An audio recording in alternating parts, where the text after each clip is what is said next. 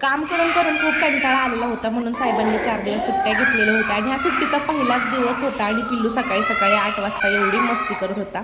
सकाळीच पप्पासोबत खेळायला चालू केला. तर हे 4 दिवस असंच चालणार आहे. आणि शक्यतो करून मला बाहेर वगैरे फिरायला करून जास्त आवडत नाही. मी घरामध्येच राहत असते, पूर्ण दिवस घरातच घालवते. सर्व कामे वगैरे आवरून घेते, लॅपटॉपवरती छानपैकी एखादा मूवी लावते आणि पूर्ण दिवसभर मूवी बघत बसते.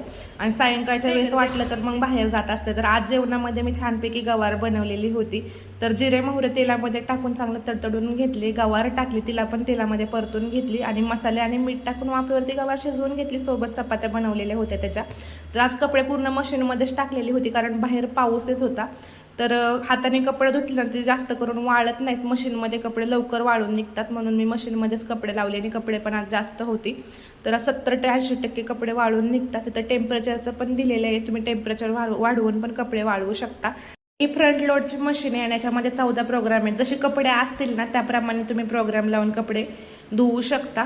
तर हाताने धुण्यापेक्षा मी मशीनमध्येच लावते पावसाळ्याच्या दिवसामध्ये, कारण आंबट वास येतो, वाळत नाहीत पावसाळ्यामध्ये कपडे, म्हणून मशीनमध्येच लावते शक्यतो. त्यांना कधी फर्स्ट शिप असते, कधी नाईट शिप असते. तर हा जो वीक होता तो फर्स्ट शिपचा होता आणि सकाळी लवकर उठायची सवय, त्याच्यामुळे सुट्टी असून सुद्धा आज लवकर उठलेले होते.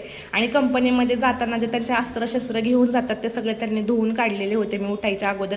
शूज आणि हेल्मेट बाथरूममध्ये धुवून काढलं आणि बाकीचं जे सॅक आणि जर्किंग वगैरे जे होतं ते मशीनमध्ये स्पोर्टच्या प्रोग्राममध्ये लावून धुवून काढलेलं होतं.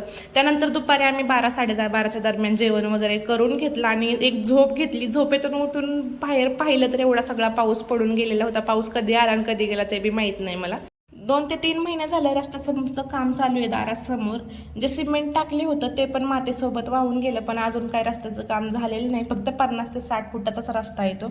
तर पावसामुळे वातावरण एकदम भारी झालेलं होतं. झाडं वगैरे पण एकदम हिरवीगार दिसत होती. 7-7:30च्या दरम्यान आम्ही बाहेर गेलो. गरमागरम असं काहीतरी खायची इच्छा झालेली होती. मंचुरियनपेक्षा मंचुरियन भेळ ह्यांच्याकडे खूप छान भेटते, म्हणून आम्ही मंचुरियन भेळ घेतलेली होती. एक नंबर भारी आणि टेस्टी होती. अशा वातावरणामध्ये गरमागरम काहीतरी खायला भारीच वाटतं. तर आजचा व्हिडिओ एवढाच होता. आवडला असेल तर चॅनलला लाईक, शेअर आणि सबस्क्राईब